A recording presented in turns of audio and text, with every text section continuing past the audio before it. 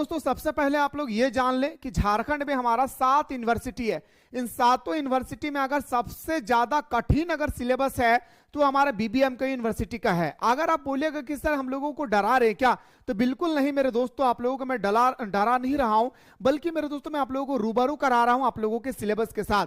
दोस्तों आज हम लोग इस वीडियो के माध्यम से बात करने वाले हैं पॉलिटिकल साइंस में किस तरह से आप लोगों के पेपर में कहां से कैसे क्वेश्चन आएंगे, साथ ही साथ हम लोगों को क्या क्या पढ़ना है, सारा चीज दोस्तों आज हम लोग इस वीडियो के माध्यम से बेहतरीन तरीके से डिस्कस करेंगे। उससे पहले कोई भी स्टूडेंट चाहते हैं कि सर मुझे ग्रेजुएशन में बेहतरीन तरीके से घर बैठे बेहतरीन तरीके से तैयारी करना है, तो अभी डाउनलोड करें प्ले स्टोर से मिसाइल क्लासेस के एप्लीकेशन को, और डाउनलोड करने के बाद आप लोगों के सामने दोस्तों पॉलिटिकल ऑनर्स पेपर का कोर्स ऑलरेडी हमारे यहाँ पे अवेलेबल हो चुके हैं।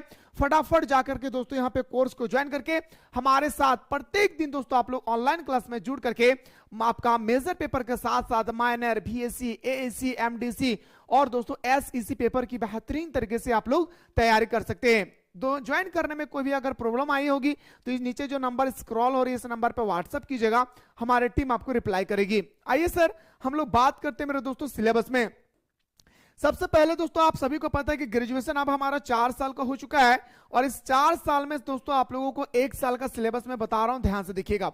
1 साल में आप लोगों को 3 मेजर पेपर पढ़ना होगा। कितना मेरे भाई? टोटल आप लोगों को 3 मेजर पेपर पढ़ना होगा, याद रखना है भाई। सबसे पहले अगर मैं बात करूं सेमेस्टर 1 में, तो सेमेस्टर 1 में आप लोगों को 1 मेजर पेपर पढ़ना होगा, जबकि सेमेस्टर 2 में 2 और 3 मेजर पेपर पढ़ना होगा। तो दोस्तों हमारा सेमेस्टर 1 का जो मेजर पेपर है, इसका जो हम लोगों का यूनिट पढ़ना है उसका नाम है क्या? Understanding politics.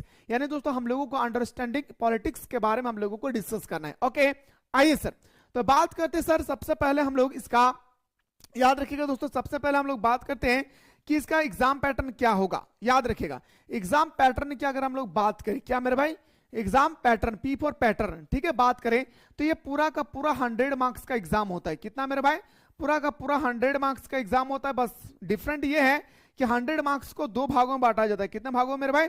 2 भागों में बांटा जाता है। एक भाग की अगर मैं बात करूं तो एक भाग में दोस्तों आप लोगों का 25 मार्क्स का एग्जाम होता है, और एक भाग की अगर हम लोग बात करें तो दोस्तों यहाँ पे टोटल आप लोगों का 75 मार्क्स का एग्जाम होता है। ओके अगर बात करें सर ये 75 मार्क्स का, तो दोस्तों ये 3 यूनिट में डिवाइड होता है। तो 75 मार्क्स को अगर हम लोग डिवाइड करें तो ये टोटल 3 यूनिट में डिवाइड होती है। पहला यूनिट की बात करें तो दोस्तों यहाँ पे आएगा वेरी शॉर्ट क्वेश्चन, याद रखिए क्वेश्चन आंसर, और एक आता है सर हमारा शॉर्ट क्वेश्चन आंसर, और एक आता है सर हमारा लॉन्ग क्वेश्चन आंसर। ओके अगर हम लोग बात करें sir very short question answer की, तो दोस्तों ये आप लोगों का 1-1 मार्क्स का 5 क्वेश्चन होगा। टोटल आप लोगों को दोस्तों याद रखिएगा 5 मार्क्स का इसमें एग्जाम होगा। वेरी शॉर्ट क्वेश्चन को नो ऑब्जेक्टिव क्वेश्चन, याद रखिए दोस्तों ऑब्जेक्टिव क्वेश्चन नहीं आएगी यहाँ पे आपको, वेरी शॉर्ट क्वेश्चन जिसे हम लोग बोल सकते हैं वन लाइनर क्वेश्चन। ओके इसके बाद अगर हम लोग शॉर्ट क्वेश्चन आंसर की बात करें तो टोटल दोस्तों आप लोगों के सामने 4 क्वेश्चन होगा, जिनमें से आप लोगों को 2 क्वेश्चन सॉल्व करना होगा। प्रत्येक क्वेश्चन का 5-5 मार्क्स होगा, यानी दोस्तों आप लोगों का 10 मार्क्स का एग्जाम होगा शॉर्ट क्वेश्चन पे। अगर हम लोग लॉन्ग क्वेश्चन की बात करें मेरे भाई, तो लॉन्ग क्वेश्चन 6 क्वेश्चन होगा, जिनमें से आपको 4 क्वेश्चन सॉल्व करना है। टोटल दोस्तों आप लोगों को 4 क्वेश्चन सॉल्व करना है। प्रत्येक क्वेश्चन का मार्क्स अगर हम लोग बात करें तो 15 मार्क्स का होगा, यानी 15×4 = 60 नंबर। इस प्रकार मेरे भाई आप लोगों के सामने 75 मार्क्स का एक्सटर्नल एग्जाम होगी, जो आपको अपने कॉलेज को छोड़ करके बाहर में देना होगा दोस्तों, जिसे हम लोग बोलते हैं एक्सटर्नल एग्जाम। ओके अब बात करते हैं सर ये जो हमारा इंटरनल पेपर है, गौर से सुनिएगा मेरे शेर नहीं हो, ये जो आपका इंटरनल पेपर है, ये इंटरनल पेपर 2 भागों में डिवाइड किया जाता है। एक भाग में सर हमारा 5 होता है सर, और एक भाग में हमारा सर 20 होता है। सर ये 5 और 20 क्या है, थोड़ा सा दोस्तों मैं आप लोगों को सही तरीके से समझाने के प्रयास कर रहा हूं, आप लोग समझने की कोशिश कीजिएगा। ये जो आप लोगों का 5 मार्क्स है, ये आप लोगों का अटेंडेंस में आता है। क्या मेरे भाई? अटेंडेंस में आता है। अगर आप कॉलेज में जाकर अटेंडेंस करते हैं, या स्कूल के टीचर्स और दोस्तों मैडम के ऊपर ये डिपेंड होती है कि कितना मार्क्स देंगे वो 5 में से, ठीक है। ये जो हमारा 20 मार्क्स का है मेरे भाई, ये 20 मार्क्स में आप लोगों को टोटल 4 क्वेश्चन देंगे, जिनमें से आप लोगों को 2 क्वेश्चन सॉल्व करना होगा, और टोटल आप लोगों का 10-10 मार्क्स का 20 मार्क्स का एग्जाम होगी। ओके जिसे हम लोग बोलते हैं क्या? Internal exam. क्या मेरे भाई?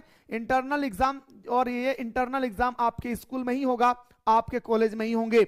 ये था सर हमारा पॉलिटिकल ऑनर्स पेपर का पूरा दोस्तों हमारा याद रखिएगा एग्जाम पैटर्न। मैं उम्मीद करता हूं मेरे भाई कि आप लोगों को सुंदर तरीके से समझ में आ गया होगा।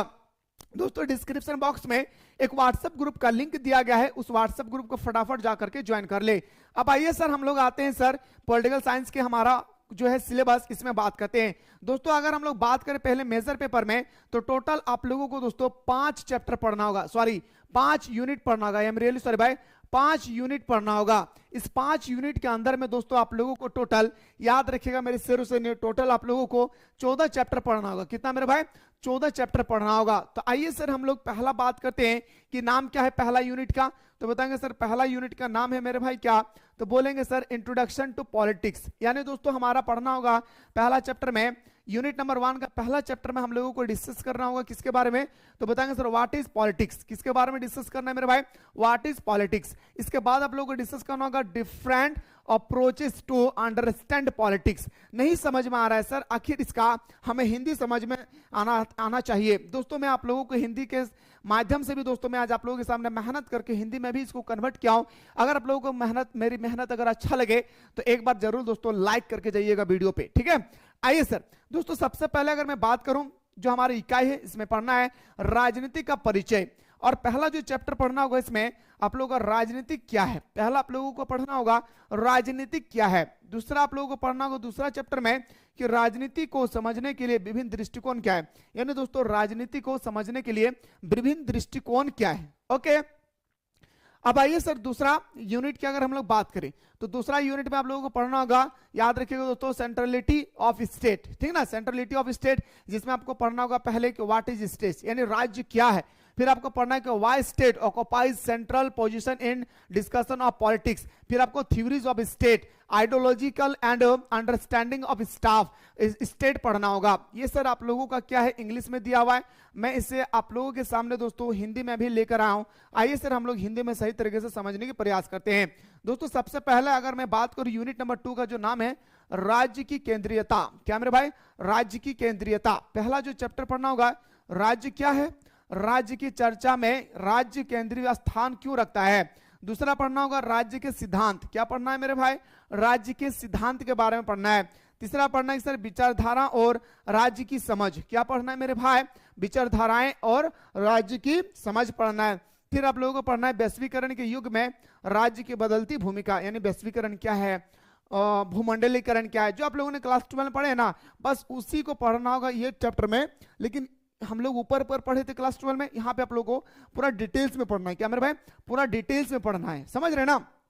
इसलिए कह रहा हूं कि अगर आप चाहते हैं कि सर मुझे बेहतरीन तरीके से सारा पेपर, जो हमारे पास 6 पेपर है, सारे पेपर की बेहतरीन तरीके से तैयारी करना है, तो दोस्तों अभी आप लोग प्ले स्टोर से मिसाइल क्लासेस के आपको डाउनलोड करें। और डाउनलोड करने के बाद आप लोगों के सामने ऑलरेडी दोस्तों पॉलिटिकल साइंस का ऑनर्स पेपर का कोर्स अवेलेबल हो चुकी है। फटाफट जा करके दोस्तों ज्वाइन करें और हमारे साथ प्रत्येक दिन लाइव क्लास में जुड़ करके देसी भाषा में समझ के अपने तैयारी को मजबूत बना सकते हैं, ठीक है। आइए सर अब बात करते हैं सर हम लोग नेक्स्ट क्वेश्चन पे।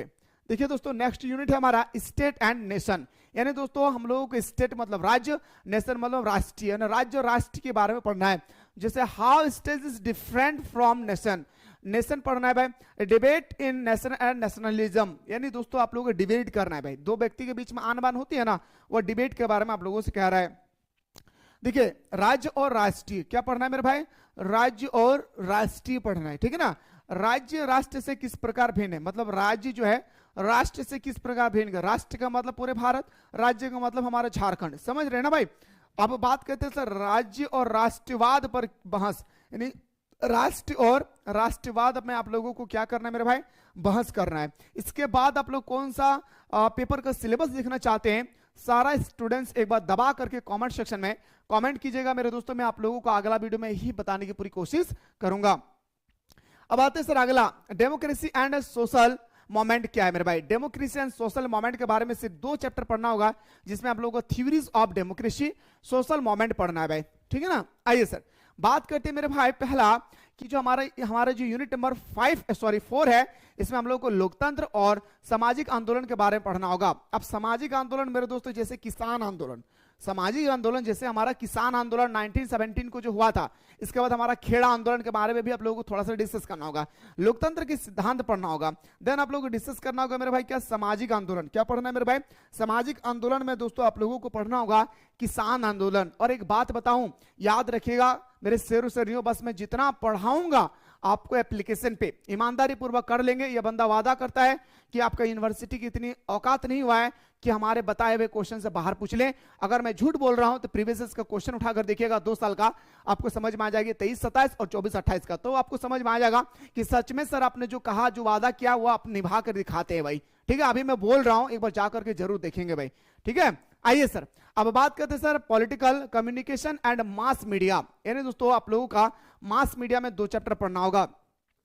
आइए सर क्या पढ़ना है तो बताएंगे सर, राजनीतिक संचार और जनसंचार माध्यम क्या है, राजनीतिक संचार और जनसंचार का माध्यम क्या है, ये आप लोगों को डिस्कस करना है। फिर हम लोगों को पढ़ना है सर राजनीतिक संचार क्या है, फिर हमारा मास मीडिया की भूमिका बताइए। क्या मेरे भाई, मास मीडिया की क्या बताना है मेरे शेरों, भूमिका बताना है। तो दोस्तों याद रखिएगा टोटल आप लोगों को 5 यूनिट पढ़ना है। इस 5 यूनिट में अगर हम लोग बात करें तो दोस्तों यहाँ पे 2 चैप्टर हो गया और यहाँ पे 2 चैप्टर हो गया, 4 चैप्टर हो गया, 6 चैप्टर हो गया, 6 के बाद आता है सर 2, 6 8 चैप्टर हो गया, 8 के बाद आता है सर 4, 8 4 12 चैप्टर हो गया, 12 के बाद आता है सर 2, 12 14, यानी टोटल आप लोगों को 14 चैप्टर पढ़ना होगा इस 5 यूनिट में।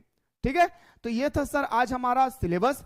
और दोस्तों आपके मन में कोई भी डाउट रह गई है इस नंबर पे व्हाट्सएप कीजिएगा तो हमारी टीम आपको रिप्लाई करेगी। साथ ही साथ डिस्क्रिप्शन बॉक्स में एक हमारा व्हाट्सएप ग्रुप का लिंक दिया गया है, उस व्हाट्सएप ग्रुप को ज्वाइन कर ले।